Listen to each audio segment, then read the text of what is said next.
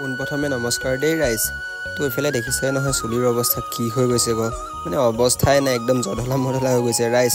তো সেইবাবে এইফালে অচিন্ত আৰু মই দুইটা ওলাই দিলোঁ টাউনলৈ।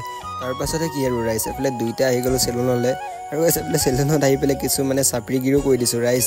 কোনো চাপৰি বুলি নকবা দেই কমেণ্টত। ভালে তোমাৰ চকুলে বুকুৱে পাখি মেলে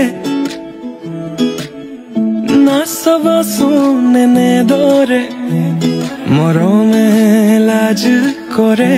তো গাইজ এইফালে কমেণ্টত কৈ দিবাচোন মানে চুলিখিনি কাটা কেনেকুৱা হ'ল। আৰু গাইজ তাৰপাছতে কি আৰু এইফালে দুইটা ওলাই দিলোঁ চেলুনৰ পৰা, আৰু চেলুনৰ পৰা ওলাই পেলাই এইফালে দুইটা ৰুমলৈ আহিলোঁ। গাইজ এইফালে আহি থাকোঁতে এনেকুৱাহে গৰম লাগিছে। তো এইফালে দুইটা এটা 7 আপ খাই লৈছোঁ।